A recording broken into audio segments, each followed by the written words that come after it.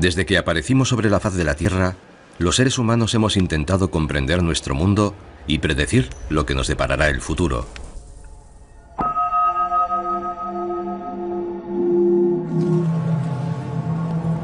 Aunque actualmente nuestra vida se ha vuelto más complicada e impredecible que nunca, y la mitad de la población del planeta vive en ciudades masificadas y bulliciosas.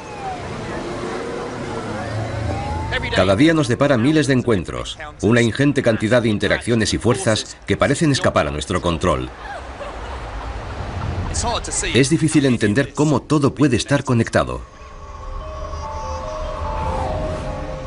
Pero cuando nos fijamos más detenidamente en toda esa complejidad, de pronto aparecen sorprendentes patrones.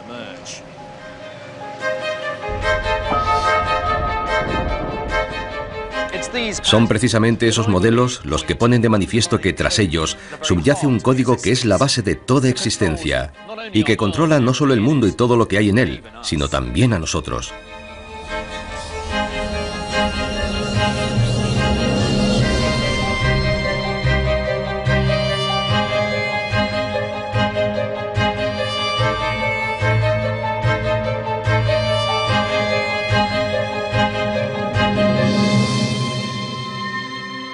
Códigos secretos.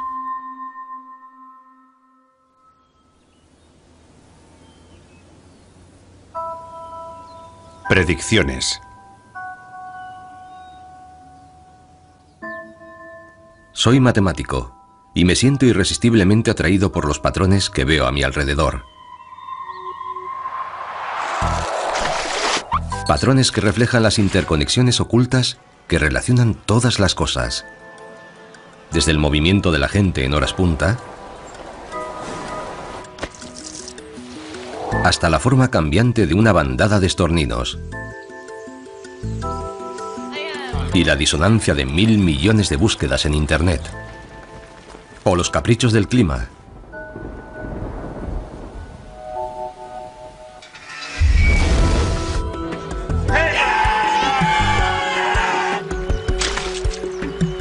Todos esos patrones y esas conexiones forman el código. Un modelo de nuestro mundo que describe no solamente cómo funciona, sino que además puede predecir qué nos deparará el futuro.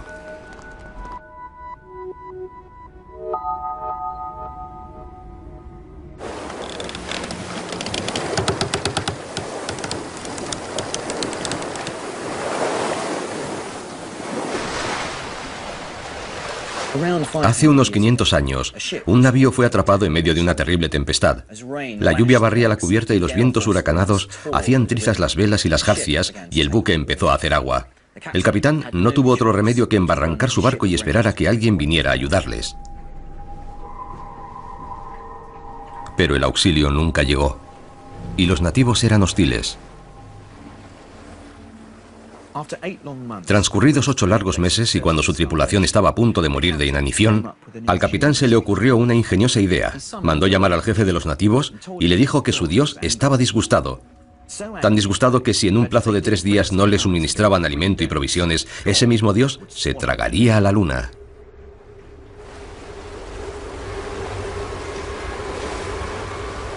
Y claro, como era de esperar, la tercera noche, cuando la luna apareció en el cielo, había comenzado a menguar.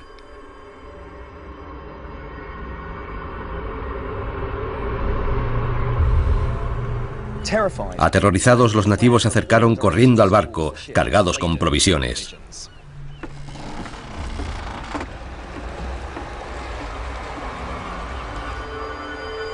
Era el año 1504 y aquel capitán era Cristóbal Colón. Y el motivo por el que aparentemente era capaz de controlar el firmamento a su antojo era que tenía algo como esto. Es una tabla luna y cada uno de estos números señala un eclipse. Hoy es el 15 de junio y aquí dice que dentro de 5 horas a la luna le pasará exactamente lo mismo aquí, en Chipre.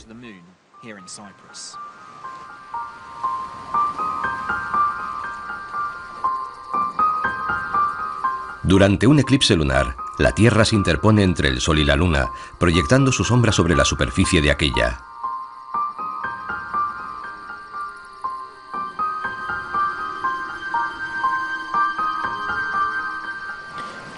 Ahí está.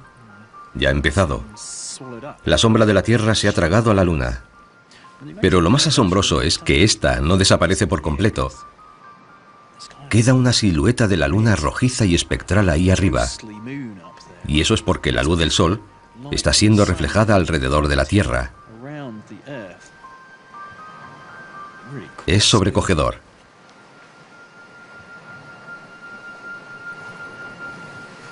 No me cuesta imaginar cuán aterrorizados deberían sentirse los isleños cuando contemplaron el mismo espectáculo hace 500 años, y la única explicación que recibieron fue que los dioses estaban enfadados con ellos.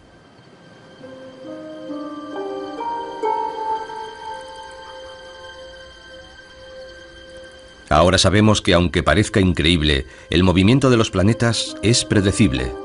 Si conocemos el código, podemos reproducir las órbitas que han dibujado en el pasado, y también las que describirán en el futuro, dentro de miles de años.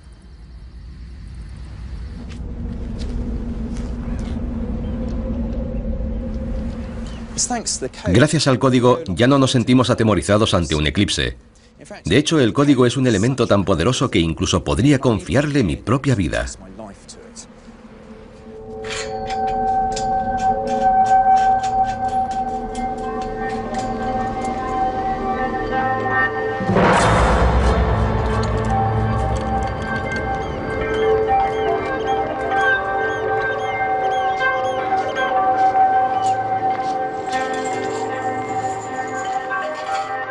Este extraño artilugio mide 5,5 metros de altura. Impulsada por la fuerza de la gravedad, una bola de 30 kilogramos de peso bajará a toda velocidad por esa rampa y será proyectada hacia aquí. En ese momento yo estaré sentado en mitad de su trayectoria. Si me he equivocado al hacer mis cálculos, me matará en el acto.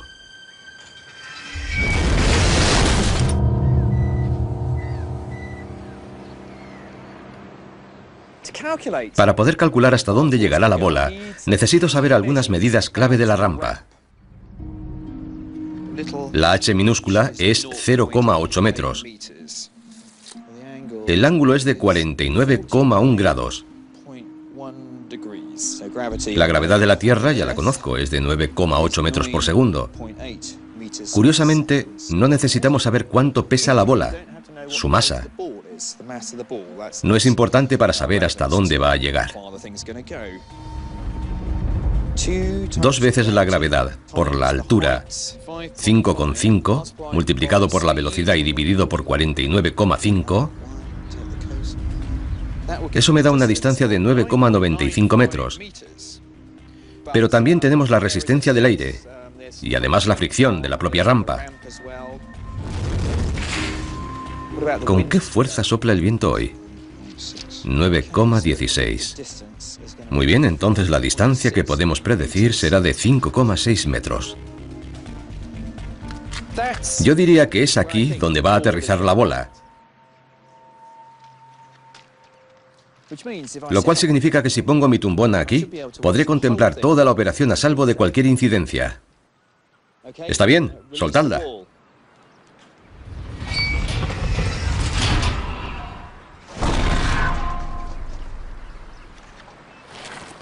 He ahí el poder del código.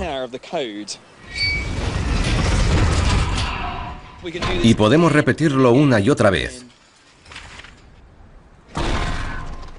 Y los números nos dirán siempre exactamente que la bola va a aterrizar en ese sitio.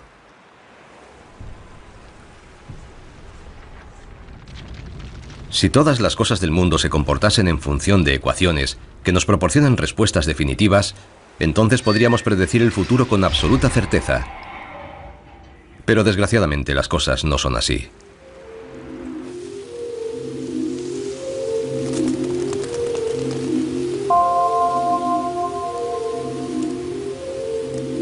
El mundo natural se muestra a veces tan complejo que resulta difícil creer que podamos encontrar ecuaciones capaces de describirlo. Aunque a veces nos parezca vislumbrar los patrones y los modelos, resulta casi imposible comprenderlos. He venido a ver con mis propios ojos un fenómeno que ocurre aquí, en Dinamarca, durante unas pocas semanas al año.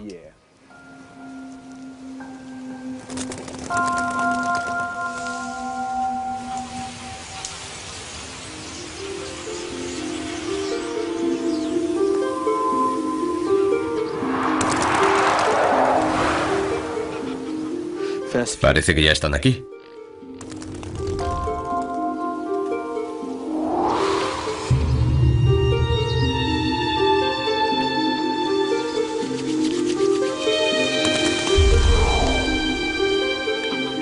Son estorninos desplazándose en su migración anual entre el sur de Europa y Escandinavia.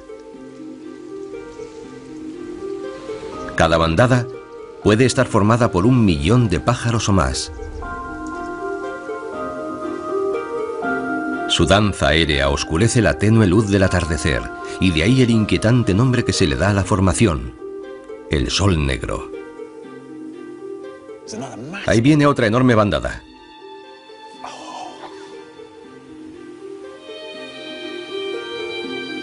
Son miles y miles de pájaros. No sabemos a ciencia cierta la razón de su conducta. Parece como si se refugiaran en la seguridad de los grandes números.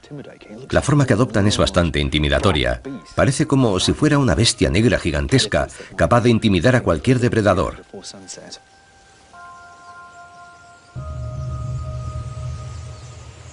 Miren ahí. Es una visión hipnótica.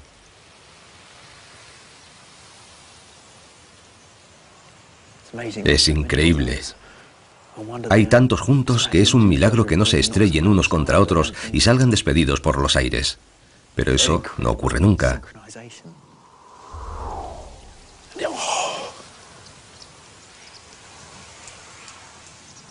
Están perfectamente sincronizados. Uno nunca sabe cuál es el próximo quiebro que van a hacer. Es una proeza. ¿Cómo puede predecir cada pájaro los movimientos de los demás miles que lo rodean?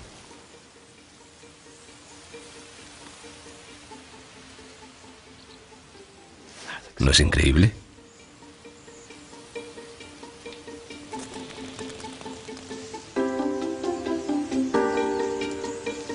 Por extraño que les parezca, si pasamos los estorninos a números, podremos recrear un modelo computerizado de lo que está ocurriendo.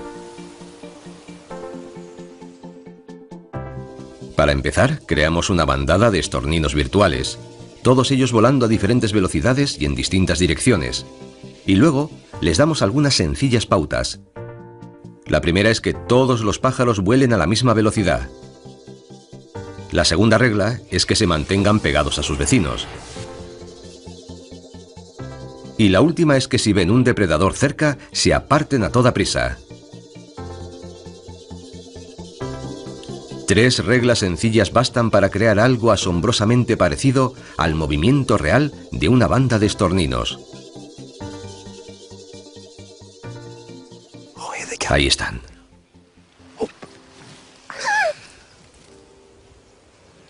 De hecho, una investigación reciente ha demostrado que incluso en una bandada de cientos de miles de aves, cada estornino solo debe preocuparse de estar atento a sus 7 vecinos más próximos.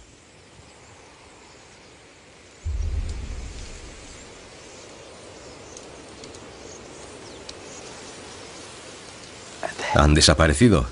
El cielo está limpio otra vez.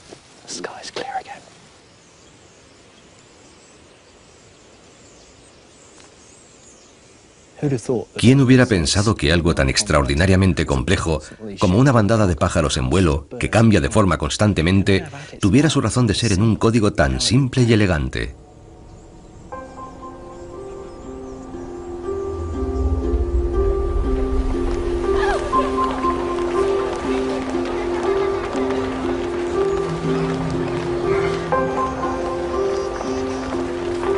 Parece inconcebible que los seres humanos podamos ser reducidos algún día a modelos matemáticos, como los estorninos.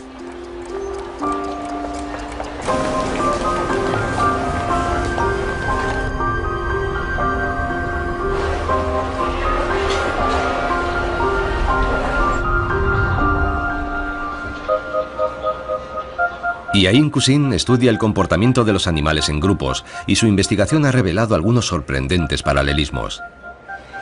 ¿Cómo puedes siquiera empezar a comprender algo como esta enorme masa de gente? Solo compararte a mirarles unos segundos ya te das cuenta de que son innumerables los factores que entran en juego.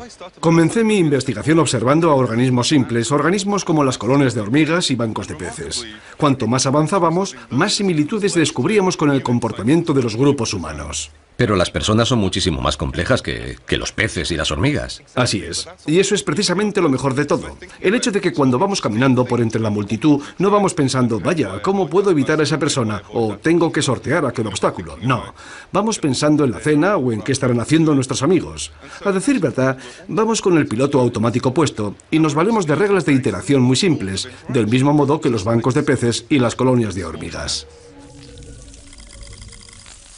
Entonces, ¿hay algo que podamos aprender de las hormigas? Infinidad de cosas. Las hormigas no tienen problemas como los embotellamientos o la aglomeración de individuos porque no son egoístas. Y me temo que nosotros sí lo somos. Solo pensamos en minimizar el tiempo que empleamos en ir de un lado a otro sin pararnos a pensar si lo conseguimos a expensas de otros individuos. De todos los animales que ha estudiado, los seres humanos son, en ciertos aspectos, los más predecibles. Caminamos a una velocidad promedio de 1,3 metros por segundo. Y para llegar a nuestro destino preferimos caminar en línea recta. Lo normal es que coincidas en la estela de otro individuo que camina en la misma dirección que tú. Así que sin darte cuenta estás formando un carril. Y de la misma forma otros transeúntes que caminan en otra dirección también van creando carriles, de forma muy similar a las hormigas. Estos carriles nos sirven para evitar colisiones. Sin embargo, en un gran espacio abierto, como la explanada de la estación Gran Central, es inevitable que los carriles se crucen, lo cual acaba provocando aglomeraciones. Pero si ponemos un obstáculo en medio, como este puesto de información, por ejemplo, en lugar de entorpecer el tránsito lo reordena y se incrementa el flujo a través de la estación hasta en un 13%.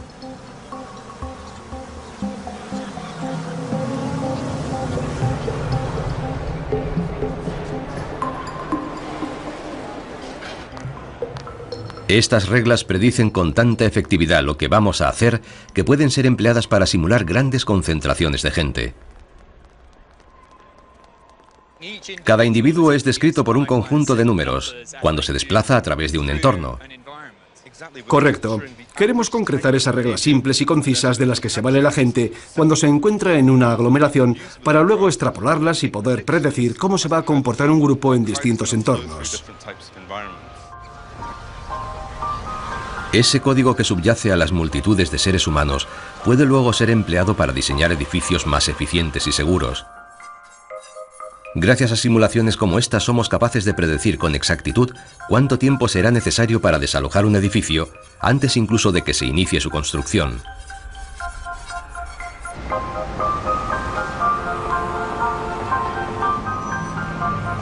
Dentro de una multitud, los humanos somos muy predecibles. Seguimos unas pautas sencillas, sin tan siquiera ser conscientes de ellas. Pero la mayor parte del tiempo no tenemos el piloto automático activado. Y cuando el gentío se dispersa, también se desvanecen las reglas del comportamiento grupal. Somos individuos con voluntad propia e individual, y eso nos hace ser más difícilmente predecibles, o eso queremos creer.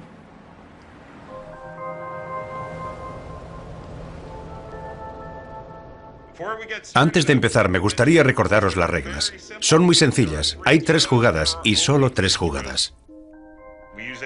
Contamos hasta 3 antes de sacar, lo que significa que contamos 1, 2, 3 y en el 4 sacamos nuestra jugada. La piedra es un puño cerrado y puedes sacarlo como quieras mientras el puño esté cerrado. El papel hay que sacarlo siempre horizontal y las tijeras siempre verticales. Esto sería nulo. El juego piedra, papel, tijera es conocido en todo el mundo. Y hay quien se lo toma muy en serio. Para aquellos de vosotros que no lo sepan, y serán muy pocos los que no lo sepan, el papel envuelve a la piedra, las tijeras cortan el papel y la piedra machaca y rompe las tijeras.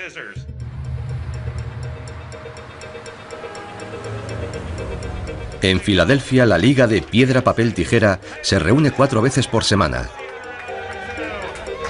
Los asistentes compiten para clasificarse para el Campeonato Mundial de Las Vegas, donde el ganador se llevará un premio de $10.000.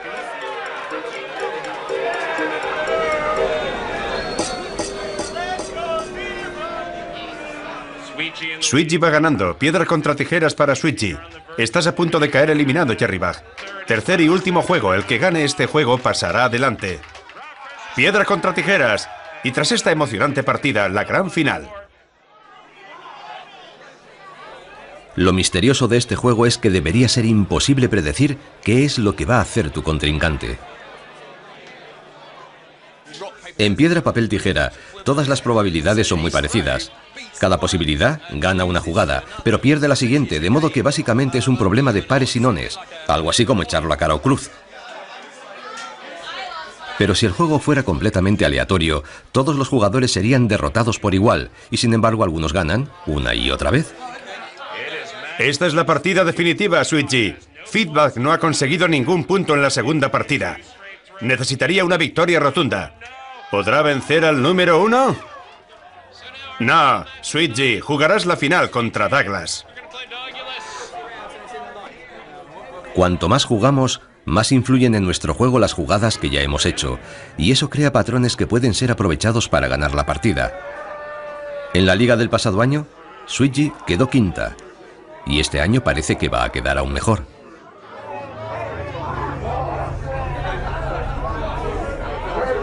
¡Listos ya! La piedra machaca las tijeras. La piedra machaca las tijeras. Sweetgy se corona campeona de la Liga de Piedra, Papel, Tijera de Filadelfia aquí, en el Club Red Lion. ¡Enhorabuena! Gracias. Has ganado 5 partidas seguidas. ¿Cuál ha sido el secreto de tu éxito? Observar a mis adversarios. Detenidamente, ¿verdad? Intento adivinar qué están pensando. Buscas patrones en su comportamiento. Sí, me fijo en lo que hacen tratando de descubrir sus patrones y trato de que ellos no descubran los míos. El juego piedra, papel, tijeras nos muestra una verdad fundamental de la naturaleza de las personas. Somos tan adictos a los patrones que dejamos que impregnen todo aquello que hacemos.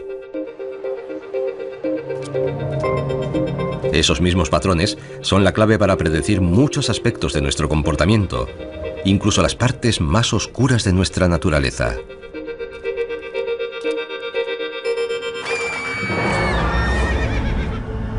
Fallecida.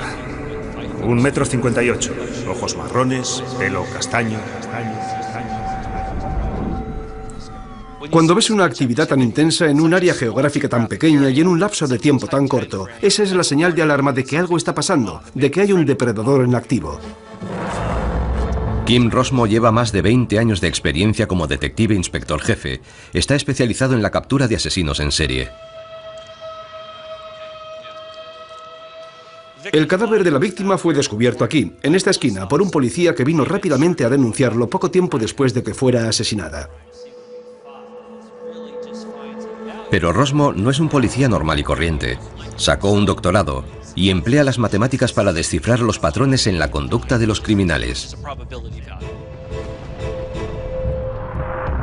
Siempre hay una lógica en la forma en que el delincuente atrapa a su víctima y en la elección del lugar en el que comete el crimen. Si podemos obtener un patrón, esa información es fundamental para llevar a buen término una investigación criminal.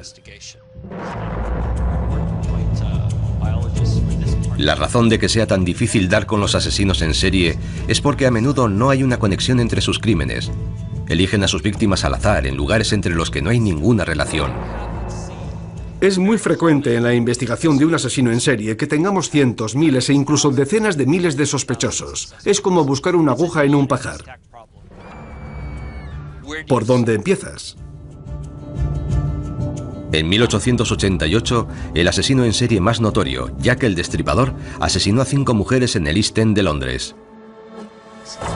Desde entonces, muchos han intentado en vano dar con la identidad del destripador. Pero Rosmo cree que puede seguirle la pista, aunque no haya tenido en sus manos ni la más mínima prueba física, porque ha averiguado el lugar más probable en el que Jack el Destripador pudo haber vivido, basándose en la localización de los crímenes. El epicentro de la búsqueda fueron las calles Flower y Dean Street. Y todo lo que hace es una ecuación.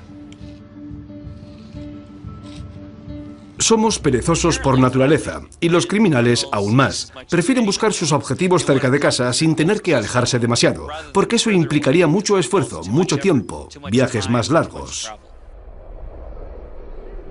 La primera mitad de la ecuación de Rosmo refleja lo que conocemos como el principio del mínimo esfuerzo. Significa que estadísticamente la escena de los crímenes está lo más cerca posible del domicilio del asesino. Si tienes que comprar la barra de pan en la panadería de la esquina o en otra que está a 7 kilómetros, siempre la comprarás en la de la esquina. Parece un poco macabro aplicar el mismo sistema para referirnos a barras de pan y a asesinos en serie, ¿no? Bueno, en realidad si podemos obviar por un momento la horrible naturaleza de sus crímenes y reconocer que se trata de seres humanos iguales a nosotros, entonces quizá podamos comprender a esos individuos como nos comprendemos a nosotros mismos.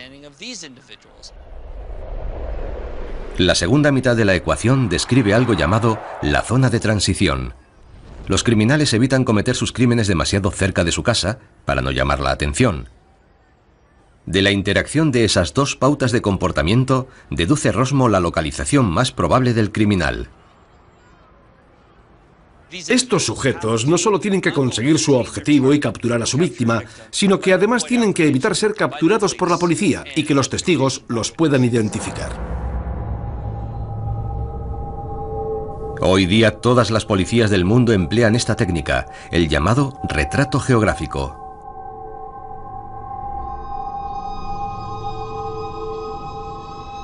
La policía contempla la posibilidad de que la pequeña explosión ocurrida en una sucursal del Barclays Bank, en la zona oeste de Londres, sea obra de un extorsionador. La policía cree que el autor del intento de extorsión es un chantajista conocido como el terrorista del martes de carnaval. A finales de los años 90, Scotland Yard recurrió a Rosmo para que les ayudase a capturar al peligroso terrorista del martes de carnaval, quien durante 3 años llevó a cabo una campaña de bombas contra los bancos y los supermercados.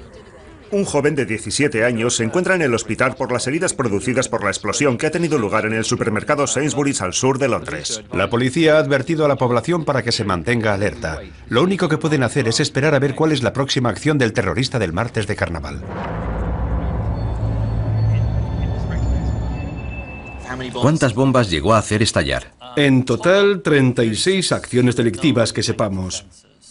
Como puedes ver, van desde el norte de Cambridge hasta el estrecho de Dover, la mayor parte de ellas en el Gran Londres.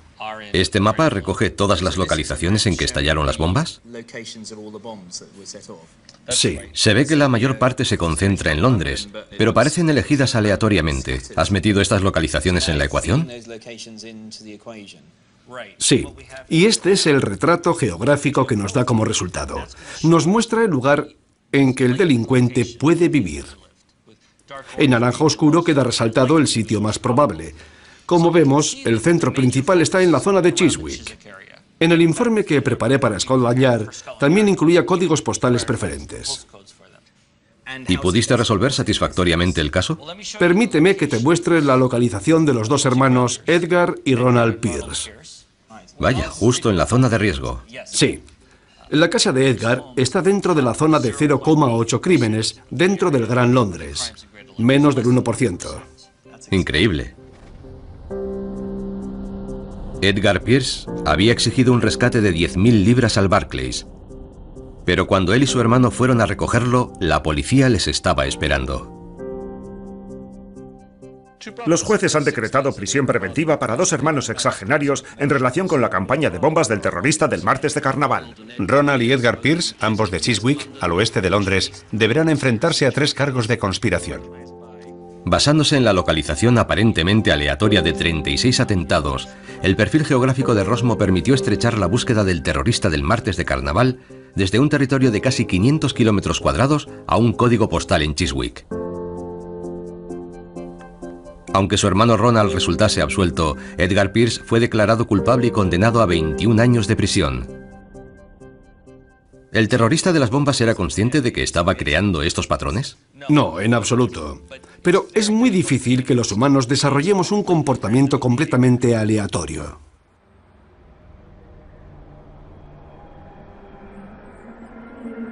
Muy pocos de nosotros nos damos cuenta de los patrones que dejamos atrás. Desde el modo en que nos movemos entre la gente hasta las elecciones que hacemos en un juego. El cadáver de la víctima fue descubierto aquí. O la manera de cometer un asesinato. En realidad estos crímenes no han sido hechos al azar. Nada de eso se debe al azar. Todo forma parte del código. Siempre hay patrones reveladores. Y si somos capaces de decodificarlos, podremos utilizar esos modelos para modelar nuestro comportamiento. Lo cual nos conduce a la inquietante posibilidad de que si podemos simplificar los seres humanos a números, entonces seremos capaces de predecir nuestro futuro de la misma forma que podemos anticipar el movimiento de los planetas o la trayectoria de una bola.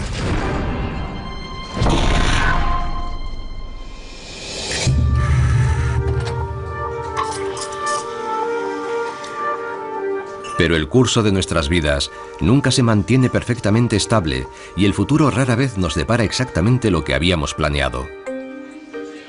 Tengo una idea bastante clara de lo que haré mañana e incluso de lo que voy a hacer la semana que viene, pero a medida que las semanas se convierten en meses y los meses en años, nuestro futuro se torna cada vez más incierto. Cada decisión que tomamos, cada nueva situación con que nos encontramos, cada persona que conocemos, todo ello hace que nuestras vidas tomen un rumbo diferente. La corriente se lleva los palitos río abajo, pero no hay forma de predecir con certeza cuál será su destino. Yo podría atreverme a pronosticar dónde estará uno de esos palitos dentro de 2 minutos, pero ¿y dentro de 2 horas y de 2 días? Cuando se convierten en años, nuestro futuro se vuelve más incierto. A veces la vida nos parece tan impredecible que podríamos pensar que depende enteramente del azar. Pero el azar no tiene nada que ver. Es solo una secuencia de causa y efecto. Un accidente inesperado. Lo siento. Un pequeño retraso. Un autobús perdido. Una promesa rota.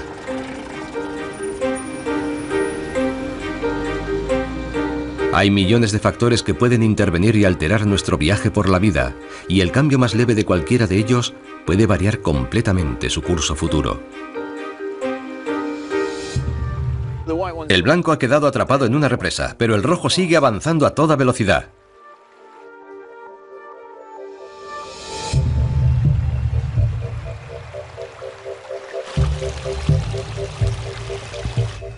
Este es un buen lugar para poner la meta.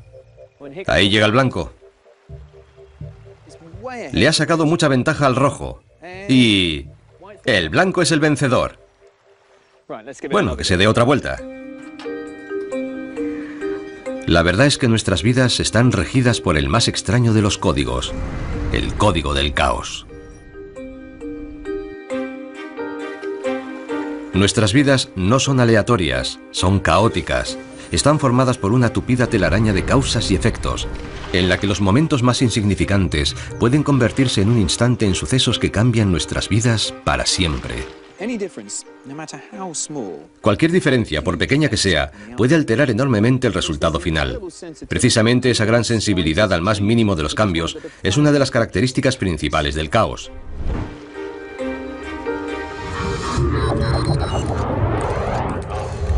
Y como los sistemas caóticos parecen tan inciertos, a veces es difícil dar con un patrón. Lo cual nos ha llevado con frecuencia a errar estrepitosamente en la interpretación de nuestro mundo.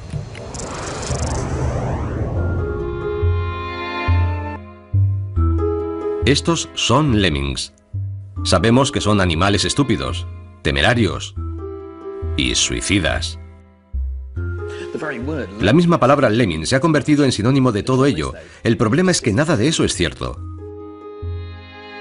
Hasta hace muy poco, la leyenda del comportamiento suicida de los lemmings era la única explicación aceptada para justificar por qué un año el Ártico parece estar lleno de ellos y al año siguiente prácticamente vacío. Nadie sospechaba que la asombrosa fluctuación en el número de lemmings no tenía nada que ver con el suicidio en masa.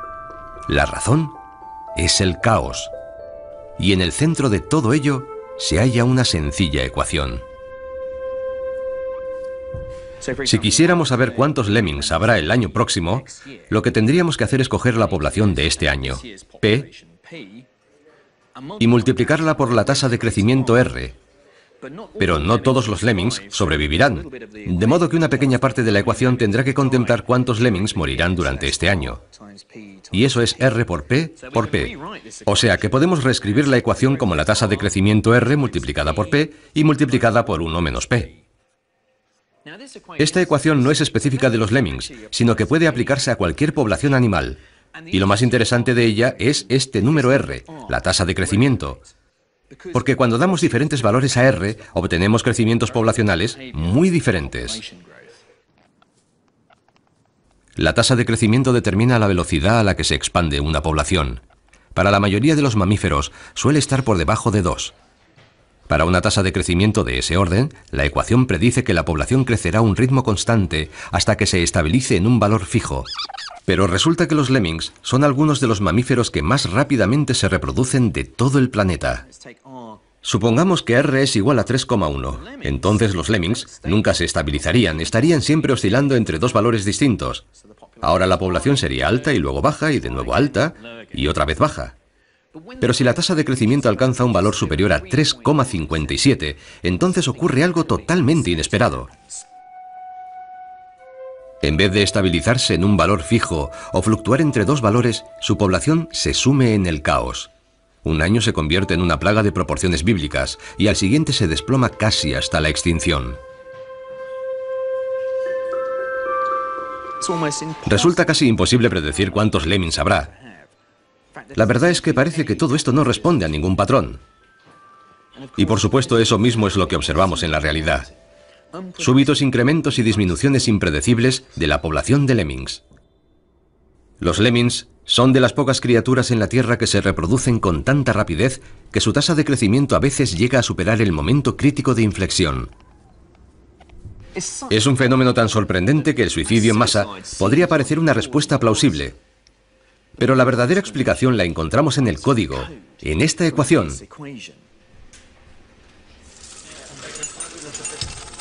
El problema es que nunca podemos saber a ciencia cierta cuántos lemmings nacen y cuántos mueren. Y el caso es que la más mínima variación de la tasa de crecimiento R produce una respuesta radicalmente distinta. Y eso es verdad para todas las ecuaciones que definen el caos. Aunque nos sirven para explicar algunas cosas, son prácticamente inútiles para predecir el futuro.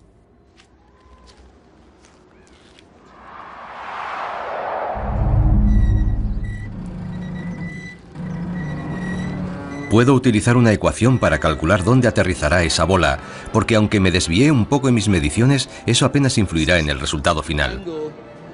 La bola será liberada sobre la rampa a 49,1. Pero si el comportamiento de la bola viene dado por las leyes del caos, el más mínimo cambio en su posición o en el ángulo de lanzamiento de la bola podría alterar mucho su trayectoria. No tengo ni idea de si simplemente caerá inofensivamente al suelo al acabar la rampa o si saldrá despedida hacia el espacio.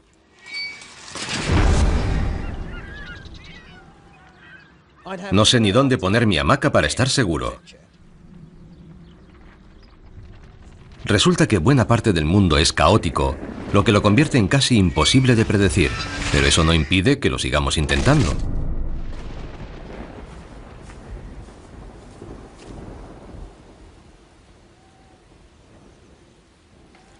Saber con antelación si el sol brillará o si las nubes desaparecerán es una obsesión típicamente británica. Pero planear nuestras vidas dependiendo de los caprichos del clima parece cuando menos un sinsentido.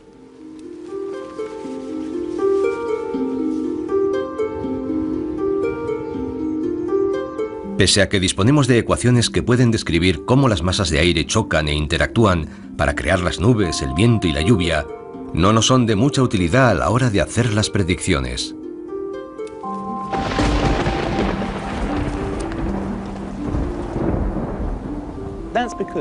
Eso es porque nunca podemos conocer la velocidad exacta de cada partícula de aire, ni la temperatura exacta en cada punto del espacio, ni la presión a lo largo de todo el planeta. Y un pequeño cambio en alguna de esas variables produce un parte meteorológico enormemente diferente.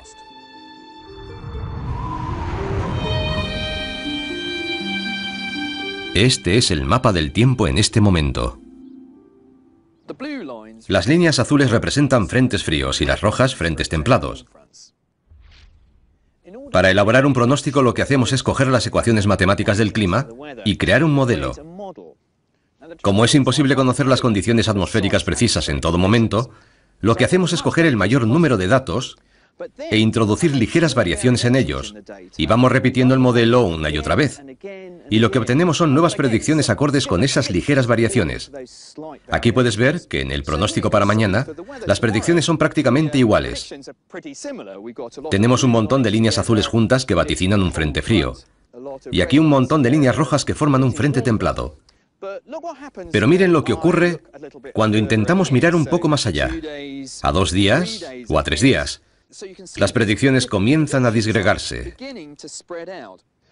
Todavía se puede percibir algún patrón en el tiempo, pero si nos vamos adentro de una semana, no podría ni siquiera aventurar una conjetura sobre el tiempo que va a hacer.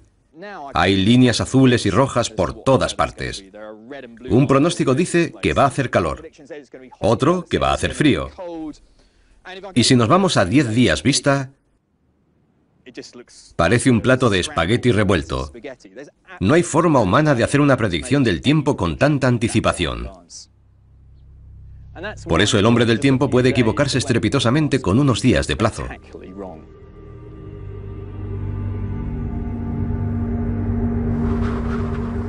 Una vez que hemos aceptado que la atmósfera es caótica, podemos comprender que el más pequeño cambio en las condiciones de partida puede alterar dramáticamente lo que vaya a ocurrir.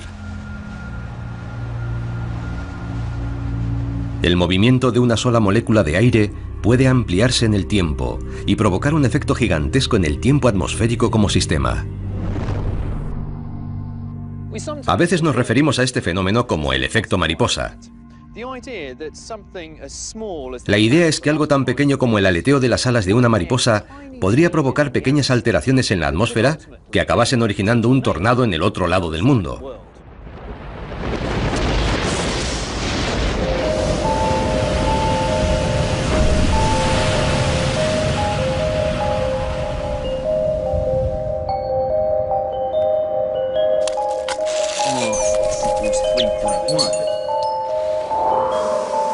Cuando actuamos como un grupo, nuestros patrones de conducta son increíblemente predecibles. Incluso consideradas individualmente, nuestras acciones son controladas por el código. Y desentrañando sistemas caóticos como el tiempo, hemos hallado evidencias del código allí donde una vez pensamos que solo había una complejidad imposible. Cuando miramos a las cosas desde un ángulo diferente, sorprendentemente los patrones surgen. Patrones que pueden revelar las verdades definitivas sobre nosotros y sobre nuestro futuro.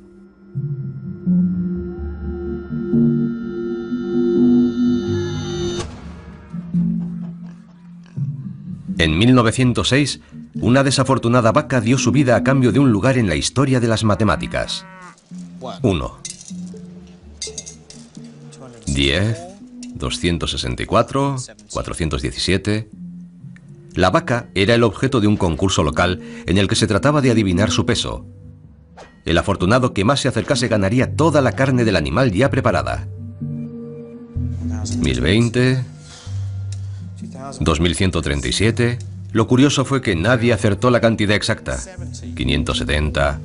Y todo el mundo lo hizo bien. 4510. Para explicarle cómo lo hicieron no voy a usar una vaca, sino un tarro de gominolas.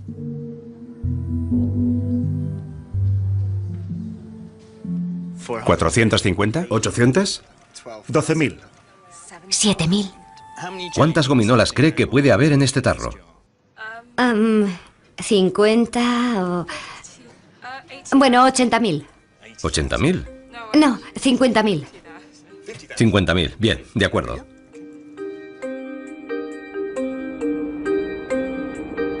Para cualquiera es increíblemente difícil acertar cuántas gominolas hay dentro del tarro. Se lo pregunté a 160 personas y la mayoría se equivocó por mucho. Me contestaron de todo, desde 400 hasta 50.000 gominolas. A decir verdad, solo 4 personas se aproximaron a la solución correcta, que era 4.510.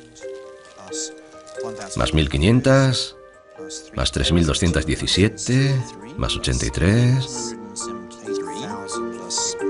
Pero si sumo todas las respuestas y saco la media, obtendré la predicción combinada de todo el grupo. Más 3, más 853, más 1.000, más 5.000... Lo cual me da un total absoluto de... Vamos a ver... 722.383,5. Vaya, alguien ha pensado que había media gominola aquí dentro. Bueno, ya he sumado las 160 predicciones individuales.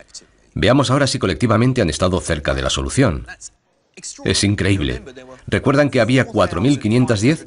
Pues si cogemos todas las predicciones y sacamos la media, nos da 4.515. Pensaba que se aproximaría, sí, pero no que estaría tan cerca. Es increíble. Aunque haya habido pronósticos de todo tipo, desde más allá de 30.000 hasta apenas 400, considerados en conjunto obtenemos una respuesta que solo se aleja un 0,1% del número real de gominolas que hay dentro del tarro. De manera que individualmente nuestras predicciones son solamente eso, predicciones, pero cuando consideramos el grupo, entonces se convierten en algo totalmente diferente. 5.000. 1.450. 9.200. Lo que ocurre es que más o menos los que sobreestiman el número de gominolas lo hacen en la misma cantidad que los que la subestiman. 1.763. 6.000. Hay unos pocos que se alejan mucho de la respuesta, pero eso no importa.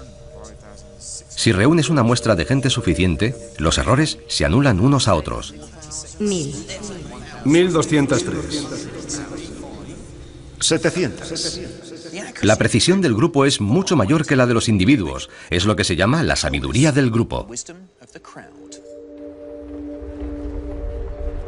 160 personas conforman una herramienta poderosa capaz de calcular cuántas gominolas contiene el tarro. Imaginen lo que podríamos hacer con un grupo de millones de personas. Pues así es exactamente cómo trabajan aquí, en Google. Con acceso a más de 2.000 millones de búsquedas web diarias, Google ha encontrado una manera de acceder a la sabiduría del grupo más grande del mundo. Y al hacerlo, han conseguido desvelar las fuerzas que controlan nuestras vidas y aprovecharlas para hacer predicciones sobre nosotros mismos. Piensa en todas las cosas que la gente busca diariamente en la red. Piensa en las cosas que buscas tú diariamente. Bien, hoy he buscado un par de sitios en México y la cartelera de cine de Hackney. La mayoría de la gente busca cosas muy parecidas. Buscamos las mismas cosas. Por ejemplo, tomemos la cartelera de Hackney. Buscamos los datos de esa búsqueda durante los últimos 3 años y podemos deducir los patrones de esa búsqueda. En Google, tienen el presentimiento de que valiéndose de nuestras búsquedas, pueden hacer predicciones sobre nuestras vidas. Ahora están intentando comprobar si pueden relacionar los patrones de algunas búsquedas determinadas con sucesos concretos del mundo real. Para empezar, intentaron predecir los brotes de la gripe común. La gripe muestra un patrón estacional claro. Y como se repite anualmente durante muchos años, podemos coger esa tendencia y ver qué claves de búsqueda encajan con ese patrón. Y así construimos una base de datos que contenía más de 50 millones de términos de búsqueda diferentes. ¿50 millones? Sí. Vaya. Pero no solo incluimos cosas relacionadas directamente con la gripe, también incluimos cosas como Britney Spears o metimos todo lo que la gente buscaba en aquel momento.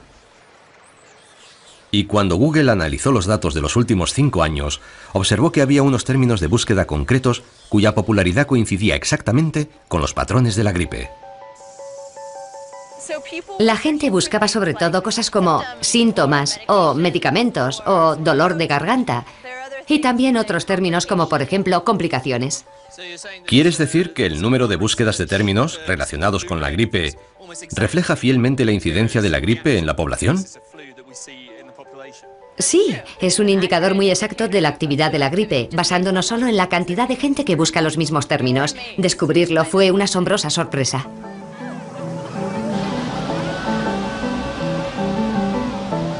Tan pronto como observan que ese patrón de búsqueda se repite, en Google son capaces de predecir que va a haber un brote de gripe, y con frecuencia antes incluso de que la gente acuda a la consulta del médico. Esa es otra muestra del extraordinario poder del código.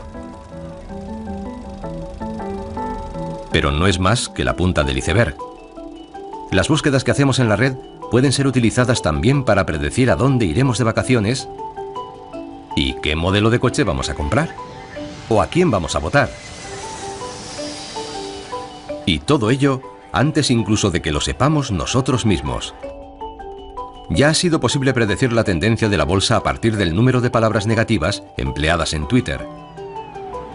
Y el análisis de esas enormes cantidades de datos no solo nos permite hacer predicciones, también nos revela algo fundamental sobre nosotros mismos.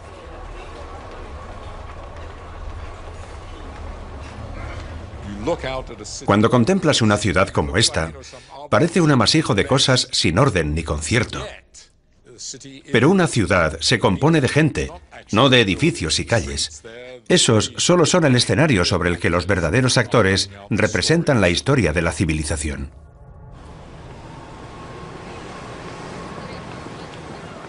Jeffrey West es un físico que ha pasado su vida buscando patrones significativos en el universo. Actualmente está estudiando la dinámica de la vida humana en las ciudades.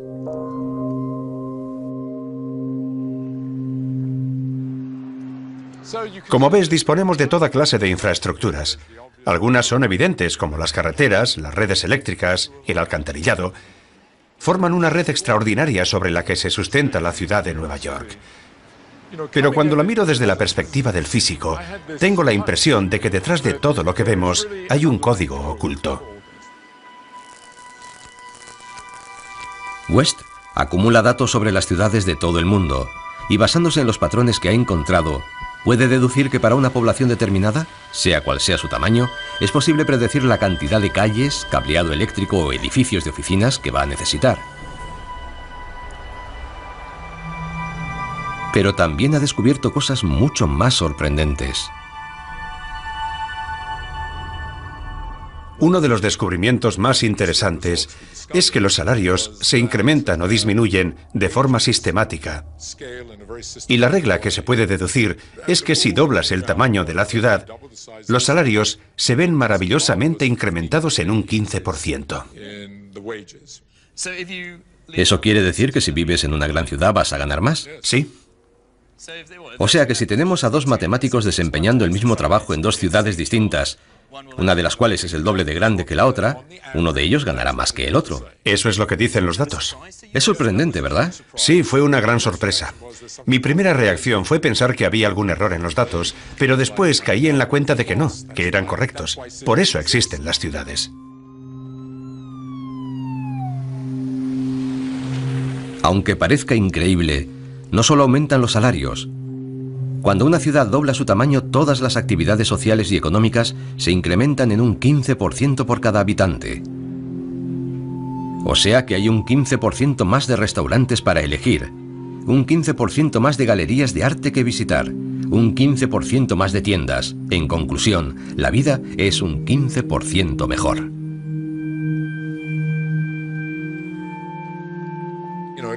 Es algo asombroso. Es una fórmula mágica de la que nos hemos dotado como seres humanos y sociales. Ese 15% extra es lo que, en mi opinión, atrae a la gente a las ciudades y explica por qué tradicionalmente se ha producido esa migración continua desde el campo a las ciudades. Y a un nivel más profundo, creo que es la razón que guía a nuestra civilización. Según afirma West, la raza humana posee una cifra suprema. Es ese 15% extra, o 1,15. En su opinión, es la fuerza motora más importante de la humanidad. Ese número, 1,15, predice nuestro futuro. Nos mantendrá unidos en ciudades en continua expansión y conformará nuestro destino en tanto los seres humanos existamos.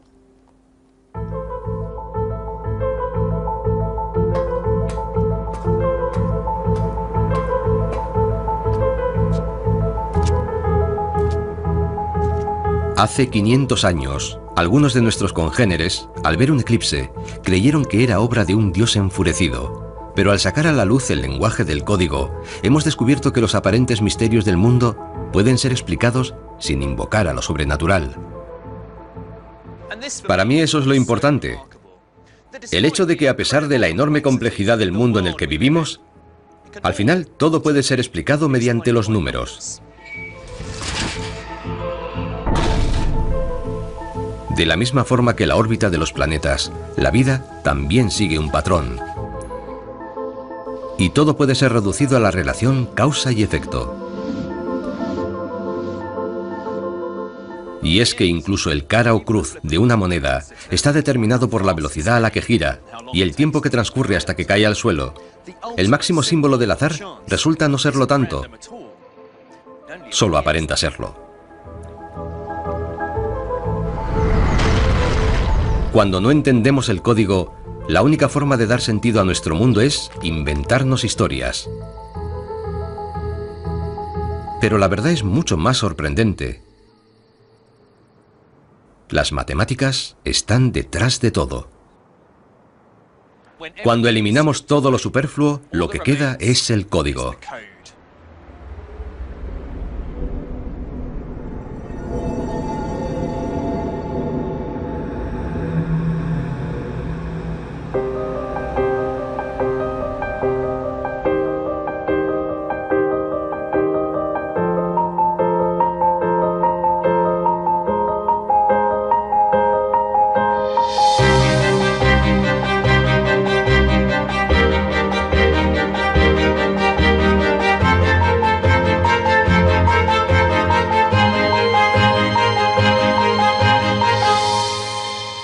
No hay una conexión entre sus crímenes. Eligen a sus víctimas al azar en lugares entre los que no hay ninguna relación. Es muy frecuente en la investigación de un asesino en serie que tengamos cientos, miles e incluso decenas de miles de sospechosos. Es como buscar una aguja en un pajar. ¿Por dónde empiezas? En 1888, el asesino en serie más notorio, Jack el Destripador, asesinó a 5 mujeres en el East End de Londres. Desde entonces, muchos han intentado en vano dar con la identidad del destripador. Pero Rosmo cree que puede seguirle la pista, aunque no haya tenido en sus manos ni la más mínima prueba física, porque ha averiguado el lugar más probable en el que Jack el Destripador pudo haber vivido, basándose en la localización de los crímenes. El epicentro de la búsqueda fueron las calles Flower y Dean Street. Y todo lo que hace es una ecuación. Somos perezosos por naturaleza, y los criminales aún más. Prefieren buscar sus objetivos cerca de casa sin tener que alejarse demasiado, porque eso implicaría mucho esfuerzo, mucho tiempo, viajes más largos. La primera mitad de la ecuación de Rosmo refleja lo que conocemos como el principio del mínimo esfuerzo. Significa que estadísticamente la escena de los crímenes está lo más cerca posible del domicilio del asesino. Si tienes que comprar la barra de pan en la panadería de la esquina o en otra que está a 7 kilómetros, siempre la comprarás en la de la esquina. Parece un poco macabro aplicar el mismo sistema para referirnos a barras de pan y a asesinos en serie, ¿no? Bueno, en realidad si podemos obviar por un momento la horrible naturaleza de sus crímenes y reconocer que se trata de seres humanos iguales a nosotros, entonces quizá podamos comprender a esos individuos como nos comprendemos a nosotros mismos. La segunda mitad de la ecuación describe algo llamado la zona de transición. Los criminales evitan cometer sus crímenes demasiado cerca de su casa para no llamar la atención. De la interacción de esas dos pautas de comportamiento, deduce Rosmo la localización más probable del criminal. Estos sujetos no solo tienen que conseguir su objetivo y capturar a su víctima, sino que además tienen que evitar ser capturados por la policía y que los testigos los puedan identificar. Hoy día todas las policías del mundo emplean esta técnica, el llamado retrato geográfico.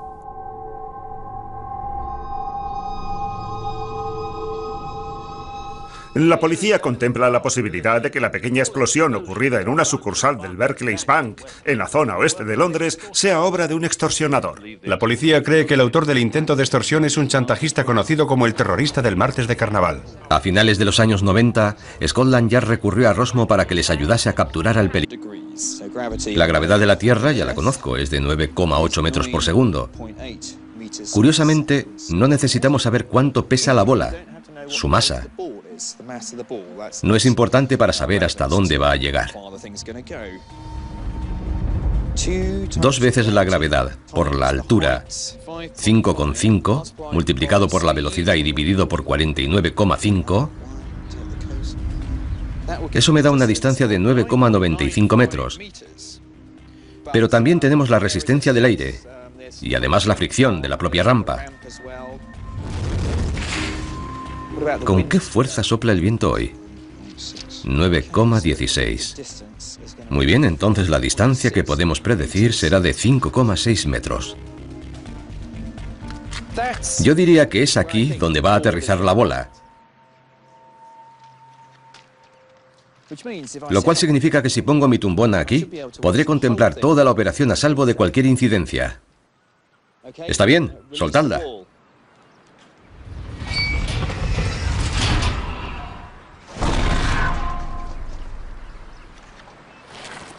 He ahí el poder del código. Y podemos repetirlo una y otra vez. Y los números nos dirán siempre exactamente que la bola va a aterrizar en ese sitio.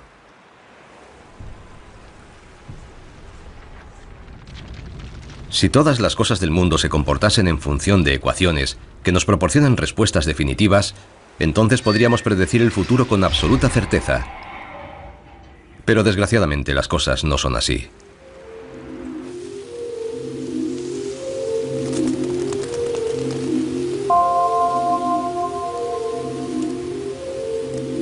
El mundo natural se muestra a veces tan complejo que resulta difícil creer que podamos encontrar ecuaciones capaces de describirlo. Aunque a veces nos parezca vislumbrar los patrones y los modelos, resulta casi imposible comprenderlos. He venido a ver con mis propios ojos un fenómeno que ocurre aquí, en Dinamarca, durante unas pocas semanas al año.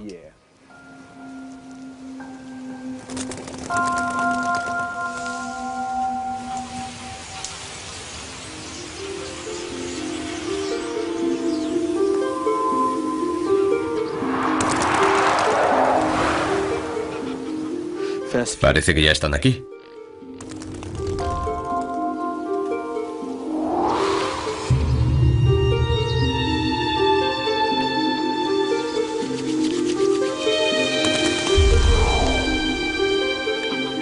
Son estorninos desplazándose en su migración anual entre el... ¿Está bien? Soltadla.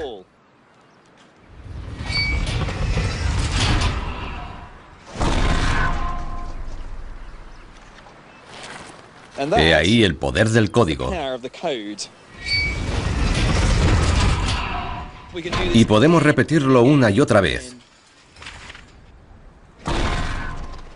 Y los números nos dirán siempre exactamente que la bola va a aterrizar en ese sitio.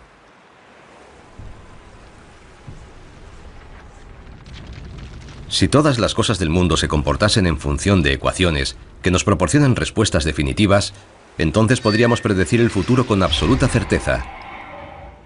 Pero desgraciadamente las cosas no son así.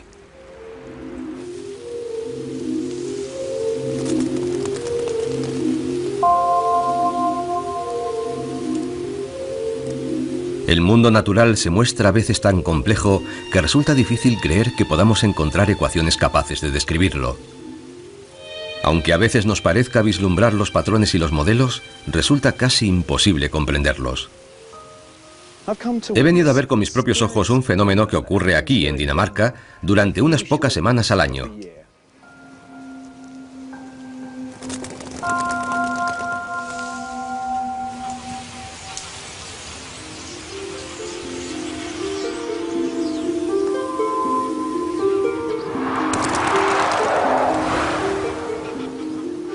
Parece que ya están aquí.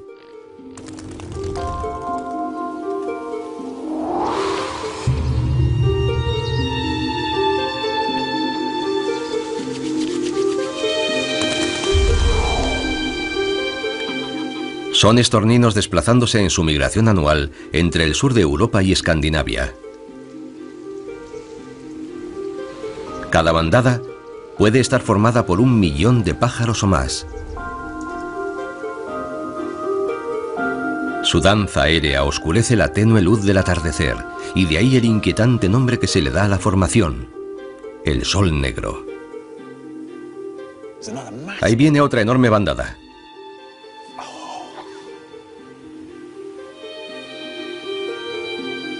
Son miles y miles de pájaros.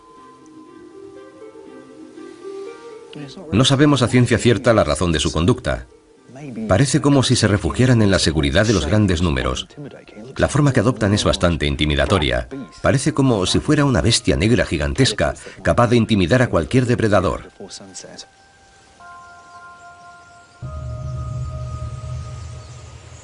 Miren ahí. Es una visión hipnótica.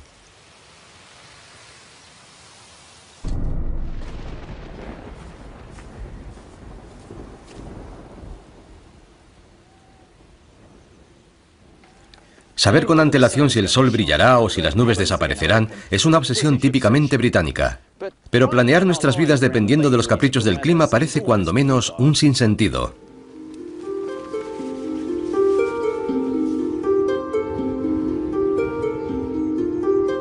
Pese a que disponemos de ecuaciones que pueden describir cómo las masas de aire chocan e interactúan para crear las nubes, el viento y la lluvia, no nos son de mucha utilidad a la hora de hacer las predicciones.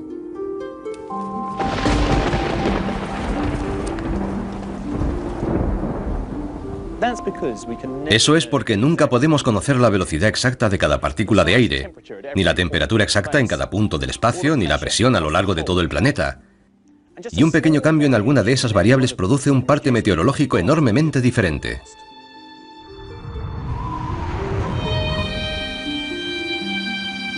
Este es el mapa del tiempo en este momento.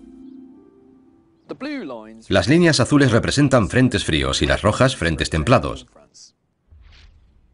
Para elaborar un pronóstico lo que hacemos es coger las ecuaciones matemáticas del clima y crear un modelo. Como es imposible conocer las condiciones atmosféricas precisas en todo momento, lo que hacemos es coger el mayor número de datos e introducir ligeras variaciones en ellos, y vamos repitiendo el modelo una y otra vez. Y lo que obtenemos son nuevas predicciones acordes con esas ligeras variaciones. Aquí puedes ver que en el pronóstico para mañana, las predicciones son prácticamente iguales. Tenemos un montón de líneas azules juntas que vaticinan un frente frío, y aquí un montón de líneas rojas que forman un frente templado. Pero miren lo que ocurre cuando intentamos mirar un poco más allá, a 2 días o a 3 días. Las predicciones comienzan a disgregarse. Todavía se puede percibir algún patrón en el tiempo, pero si nos vamos adentro de una semana, no podría ni siquiera aventurar una conjetura sobre el tiempo que va a hacer. Hay líneas azules y rojas por todas partes. Un pronóstico dice que va a hacer calor, otro que va a hacer frío. Y si nos vamos a 10 días vista, parece un plato de espagueti revuelto. No hay forma humana de hacer una predicción del tiempo con tanta anticipación. Por eso el hombre del tiempo puede equivocarse estrepitosamente con unos días de plazo.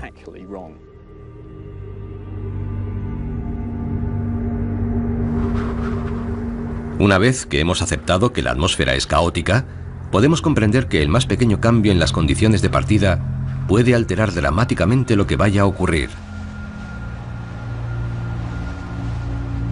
El movimiento de una sola molécula de aire, ese mismo Dios, se tragaría a la Luna.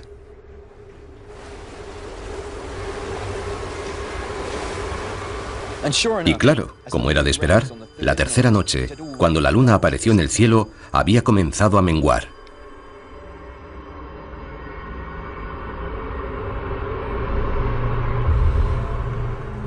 Aterrorizados, los nativos se acercaron corriendo al barco, cargados con provisiones.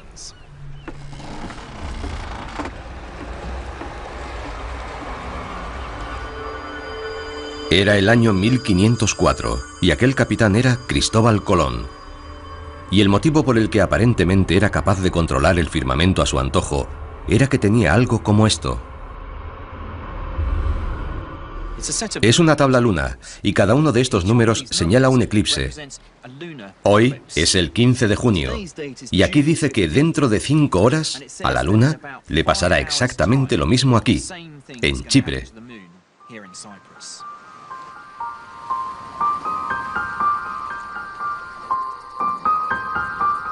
Durante un eclipse lunar, la Tierra se interpone entre el Sol y la Luna, proyectando su sombra sobre la superficie de aquella.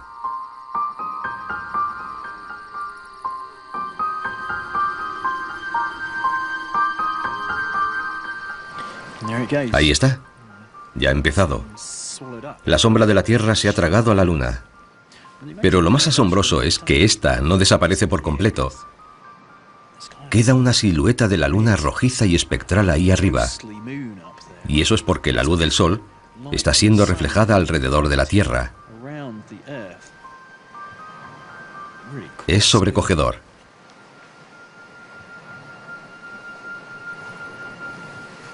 No me cuesta imaginar cuán aterrorizados deberían sentirse los isleños cuando contemplaron el mismo espectáculo hace 500 años, y la única explicación que recibieron fue que los dioses estaban enfadados con ellos.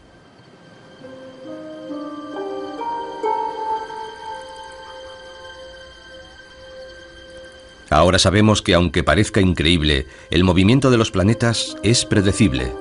Si conocemos el código, podemos reproducir las órbitas que han dibujado en el pasado, y también las que describirán en el futuro, dentro de miles de años.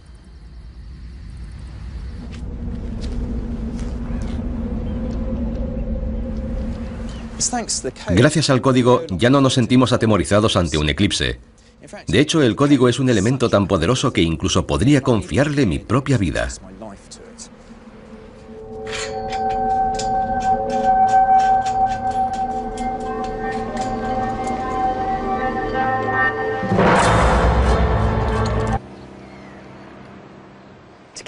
Para poder calcular hasta dónde llegará la bola, necesito saber algunas medidas clave de la rampa. La H minúscula es 0,8 metros. El ángulo es de 49,1 grados. La gravedad de la Tierra ya la conozco, es de 9,8 metros por segundo. Curiosamente, no necesitamos saber cuánto pesa la bola, su masa. No es importante para saber hasta dónde va a llegar.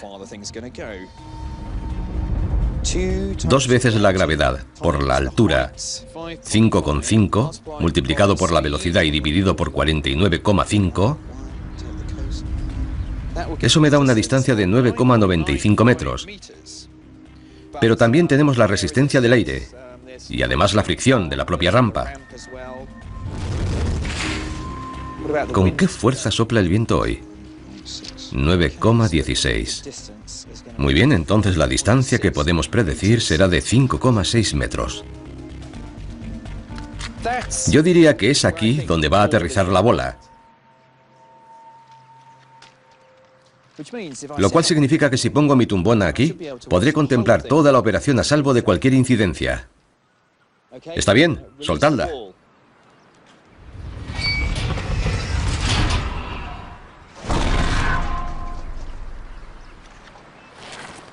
He ahí el poder del código.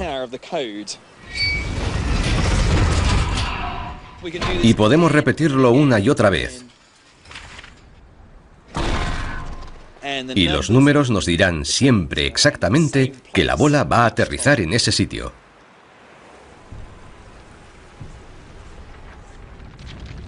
Si todas las cosas del mundo se comportasen en función de ecuaciones que nos proporcionan respuestas definitivas, entonces podríamos predecir el futuro con absoluta certeza. Pero desgraciadamente las cosas no son así.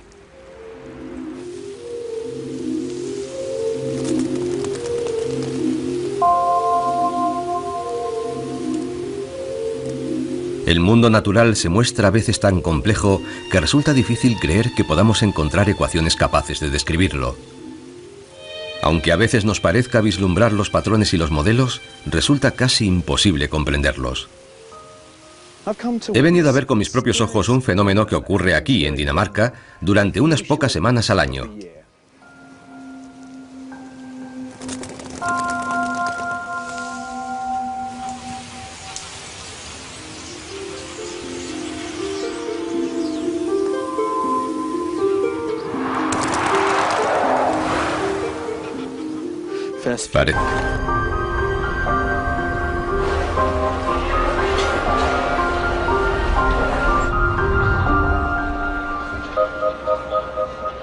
Iain Cousin estudia el comportamiento de los animales en grupos y su investigación ha revelado algunos sorprendentes paralelismos.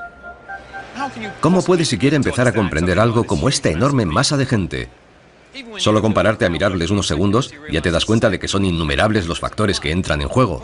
Comencé mi investigación observando a organismos simples, organismos como las colonias de hormigas y bancos de peces.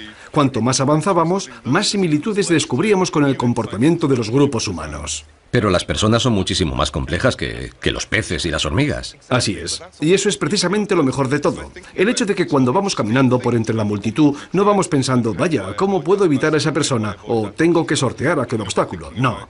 Vamos pensando en la cena o en qué estarán haciendo nuestros amigos. A decir verdad, vamos con el piloto automático puesto y nos valemos de reglas de interacción muy simples, del mismo modo que los bancos de peces y las colonias de hormigas. Entonces, ¿hay algo que podamos aprender de las hormigas? Infinidad de cosas. Las hormigas no tienen problemas como los embotellamientos o la aglomeración de individuos porque no son egoístas. Y me temo que nosotros sí lo somos. Solo pensamos en minimizar el tiempo que empleamos en ir de un lado a otro sin pararnos a pensar si lo conseguimos a expensas de otros individuos. De todos los animales que ha estudiado, los seres humanos son, en ciertos aspectos, los más predecibles. Caminamos a una velocidad promedio de 1,3 metros por segundo. Y para llegar a nuestro destino preferimos caminar en línea recta. Lo normal es que coincidas en la estela de otro individuo que camina en la misma dirección que tú. Así que sin darte cuenta estás formando un carril. Y de la misma forma otros transeúntes que caminan en otra dirección también van creando carriles, de forma muy similar a las hormigas. Estos carriles nos sirven para evitar colisiones. Sin embargo, en un gran espacio abierto, como la explanada de la estación Gran Central, es inevitable que los carriles se crucen, lo cual acaba provocando aglomeraciones. Pero si ponemos un obstáculo en medio, como este puesto de información, por ejemplo, en lugar de entorpecer el tránsito lo reordena y se incrementa el flujo a través de la estación hasta en un 13%.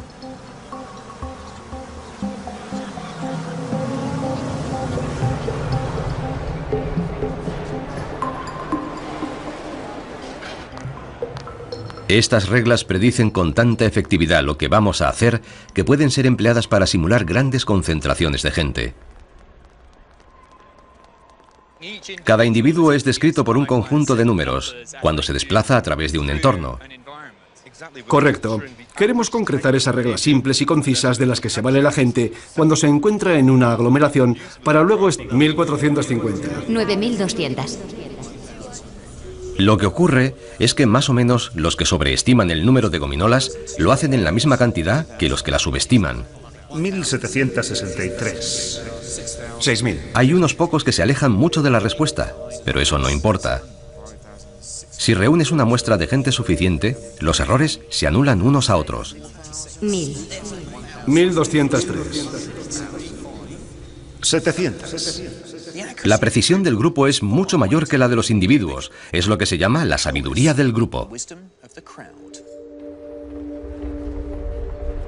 160 personas conforman una herramienta poderosa capaz de calcular cuántas gominolas contiene el tarro.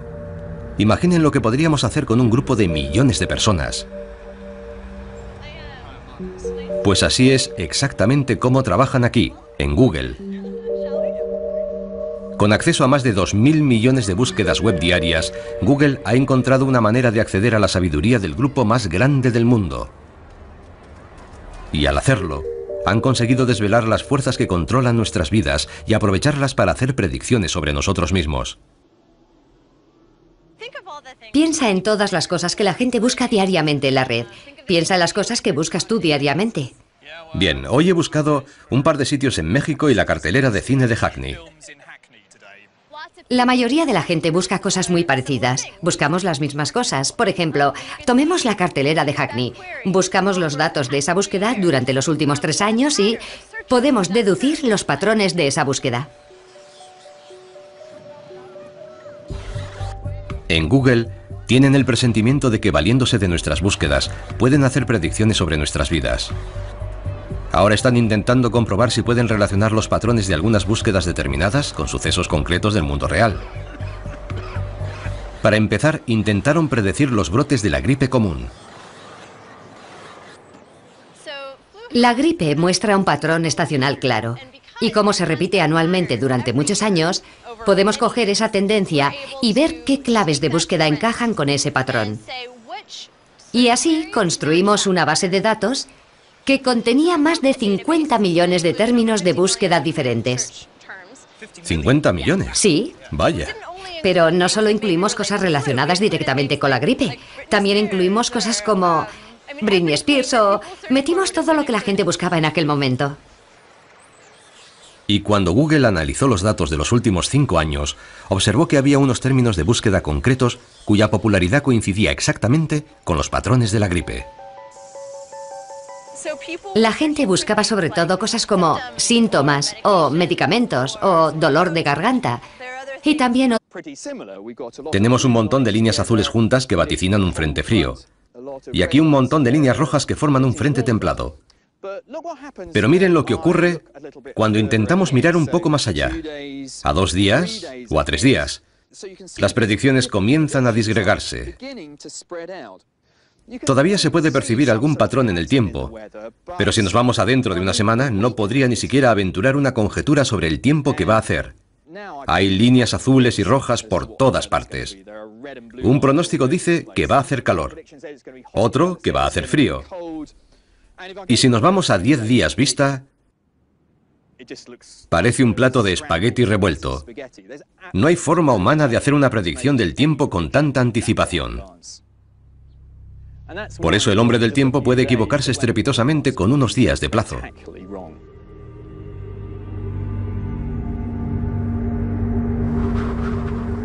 Una vez que hemos aceptado que la atmósfera es caótica, podemos comprender que el más pequeño cambio en las condiciones de partida puede alterar dramáticamente lo que vaya a ocurrir. El movimiento de una sola molécula de aire puede ampliarse en el tiempo y provocar un efecto gigantesco en el tiempo atmosférico como sistema. A veces nos referimos a este fenómeno como el efecto mariposa.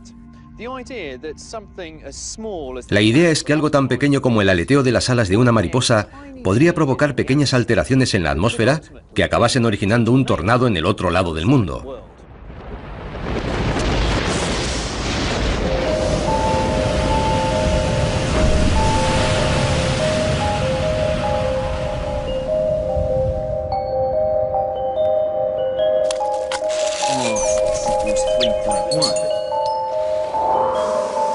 Cuando actuamos como un grupo, nuestros patrones de conducta son increíblemente predecibles. Incluso consideradas individualmente, nuestras acciones son controladas por el código.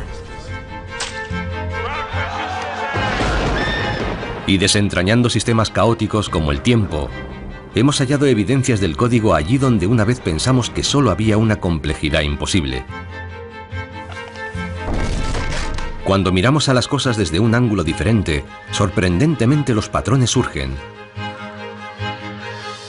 Patrones que pueden revelar las verdades definitivas sobre nosotros y sobre nuestro futuro.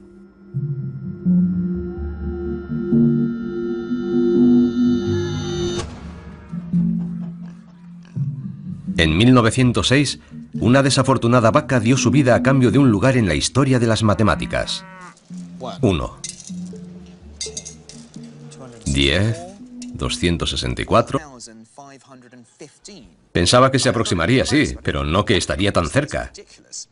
Es increíble. Aunque haya habido pronósticos de todo tipo, desde más allá de 30.000 hasta apenas 400, considerados en conjunto obtenemos una respuesta que solo se aleja un 0,1% del número real de gominolas que hay dentro del tarro. De manera que individualmente nuestras predicciones son solamente eso, predicciones, pero cuando consideramos el grupo, entonces se convierten en algo totalmente diferente. 5.000. 1.450. 9.200. Lo que ocurre es que más o menos los que sobreestiman el número de gominolas lo hacen en la misma cantidad que los que la subestiman. 1.763. 6.000. Hay unos pocos que se alejan mucho de la respuesta, pero eso no importa. Si reúnes una muestra de gente suficiente, los errores se anulan unos a otros. 1.000. 1.203. 700. La precisión del grupo es mucho mayor que la de los individuos. Es lo que se llama la sabiduría del grupo. 160 personas conforman una herramienta poderosa capaz de calcular cuántas gominolas contiene el tarro. Imaginen lo que podríamos hacer con un grupo de millones de personas. Pues así es exactamente cómo trabajan aquí, en Google. Con acceso a más de 2.000 millones de búsquedas web diarias, Google ha encontrado una manera de acceder a la sabiduría del grupo más grande del mundo. Y al hacerlo, han conseguido desvelar las fuerzas que controlan nuestras vidas y aprovecharlas para hacer predicciones sobre nosotros mismos. Piensa en todas las cosas que la gente busca diariamente en la red. Piensa en las cosas que buscas tú diariamente. Bien, hoy he buscado un par de sitios en México y la cartelera de cine de Hackney. La mayoría de la gente busca cosas muy parecidas. Buscamos las mismas cosas. Por ejemplo, tomemos la cartelera de Hackney. Buscamos los datos de esa búsqueda durante los últimos 3 años y podemos deducir los patrones de esa búsqueda. En Google tienen el presentimiento de que, valiéndose de nuestras búsquedas, pueden hacer predicciones sobre nuestras vidas. Ahora están intentando comprobar si pueden relacionar los patrones de algunas búsquedas determinadas con sucesos concretos del mundo real. Para empezar, intentaron predecir los brotes de la gripe común. La gripe muestra un patrón estacional claro. Y como se repite anualmente durante muchos años, podemos coger esa tendencia y ver qué claves de búsqueda encajan con ese patrón. Y así construimos una base de datos que contenía más de 50 millones de términos de búsqueda diferentes. ¿50 millones? Sí. Vaya. Entonces los lemmings nunca se estabilizarían, estarían siempre oscilando entre 2 valores distintos. Ahora la población sería alta y luego baja y de nuevo alta y otra vez baja. Pero si la tasa de crecimiento alcanza un valor superior a 3,57, entonces ocurre algo totalmente inesperado. En vez de estabilizarse en un valor fijo o fluctuar entre 2 valores, su población se sume en el caos. Un año se convierte en una plaga de proporciones bíblicas y al siguiente se desploma casi hasta la extinción. Resulta casi imposible predecir cuántos lemmings habrá. La verdad es que parece que todo esto no responde a ningún patrón. Y por supuesto eso mismo es lo que observamos en la realidad. Súbitos incrementos y disminuciones impredecibles de la población de lemmings. Los lemmings son de las pocas criaturas en la Tierra que se reproducen con tanta rapidez que su tasa de crecimiento a veces llega a superar el momento crítico de inflexión. Es un fenómeno tan sorprendente que el suicidio en masa podría parecer una respuesta plausible. Pero la verdadera explicación la encontramos en el código, en esta ecuación.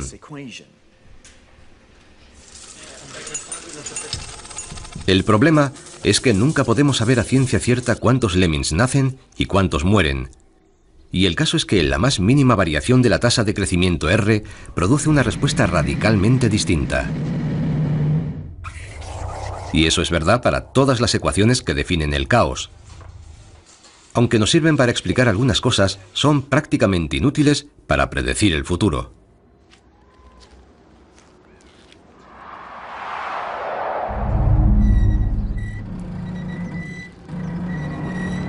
Puedo utilizar una ecuación para calcular dónde aterrizará esa bola, porque aunque me desvié un poco en mis mediciones, eso apenas influirá en el resultado final.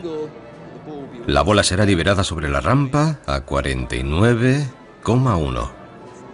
Pero si el comportamiento de la bola viene dado por las leyes del caos, el más mínimo cambio en su posición o en el ángulo de lanzamiento de la bola podría alterar mucho su trayectoria. No tengo ni idea de si simplemente caerá inofensivamente al suelo al acabar la rampa o si saldrá despedida hacia el espacio.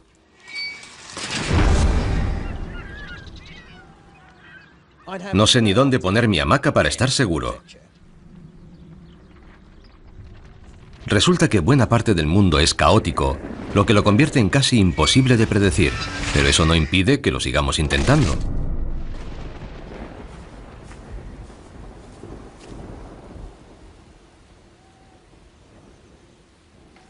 Saber con antelación si el sol brillará o si las nubes desaparecerán es una obsesión típicamente bruta, casi imposible comprenderlos. He venido a ver con mis propios ojos un fenómeno que ocurre aquí, en Dinamarca, durante unas pocas semanas al año.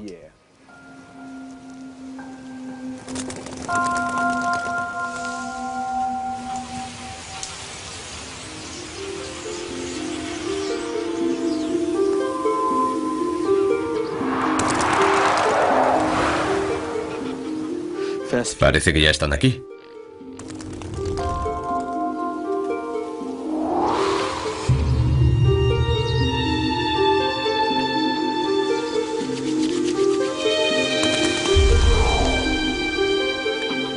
Son estorninos desplazándose en su migración anual entre el sur de Europa y Escandinavia.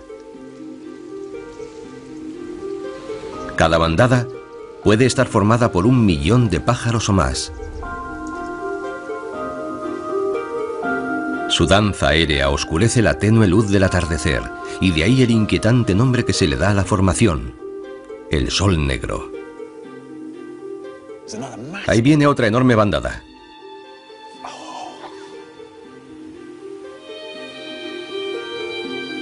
Son miles y miles de pájaros. No sabemos a ciencia cierta la razón de su conducta. Parece como si se refugiaran en la seguridad de los grandes números. La forma que adoptan es bastante intimidatoria. Parece como si fuera una bestia negra gigantesca, capaz de intimidar a cualquier depredador.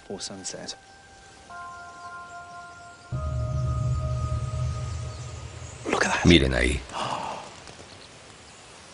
Es una visión hipnótica.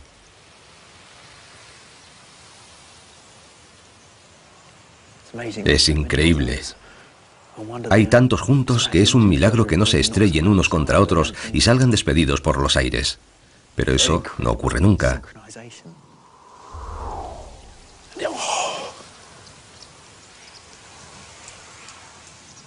Están perfectamente sincronizados. Uno nunca sabe cuál es el próximo quiebro que van a hacer. Es una proeza. ¿Cómo puede predecir cada pájaro los movimientos de los demás miles que lo rodean?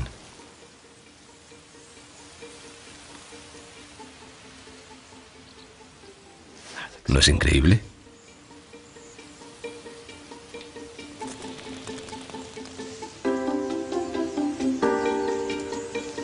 Por extraño que les parezca, si pasamos los estorninos a números, podremos recrear un modelo computerizado de lo que está ocurriendo. Para empezar, creamos una bandada de estorninos virtuales, todos ellos volando a diferentes velocidades y en distintas direcciones. Y luego, ¿cuántos mueren? Y el caso es que la más mínima variación de la tasa de crecimiento R produce una respuesta radicalmente distinta.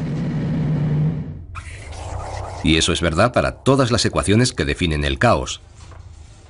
Aunque nos sirven para explicar algunas cosas, son prácticamente inútiles para predecir el futuro.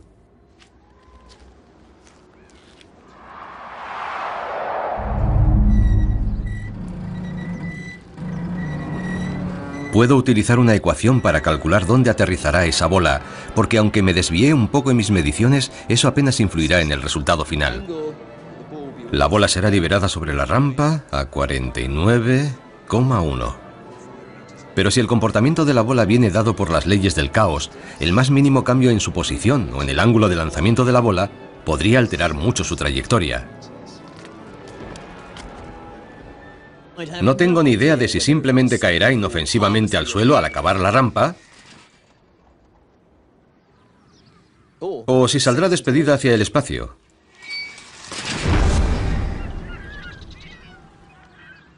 No sé ni dónde poner mi hamaca para estar seguro.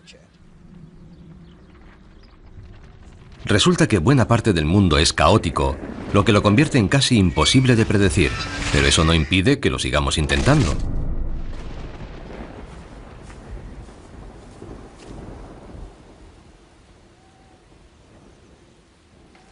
Saber con antelación si el sol brillará o si las nubes desaparecerán es una obsesión típicamente británica. Pero planear nuestras vidas dependiendo de los caprichos del clima parece cuando menos un sinsentido.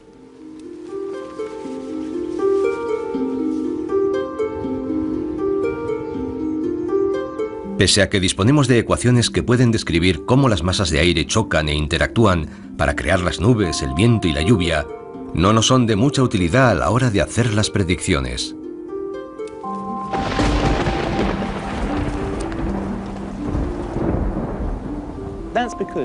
Eso es porque nunca podemos conocer la velocidad exacta de cada partícula de aire, ni la temperatura exacta en cada punto del espacio, ni la presión a lo largo de todo el planeta. Y un pequeño cambio en alguna de esas variables produce un parte meteorológico enormemente diferente.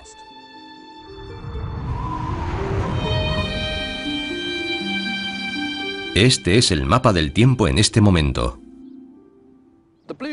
Las líneas azules representan frentes fríos y las rojas frentes templados. Para elaborar un pronóstico lo que hacemos es coger las ecuaciones matemáticas del clima y crear un modelo. Como es imposible conocer las condiciones atmosféricas precisas en todo momento, lo que hacemos es coger el mayor número de datos e introducir ligeras variaciones en ellos, y vamos repitiendo el modelo una y otra vez.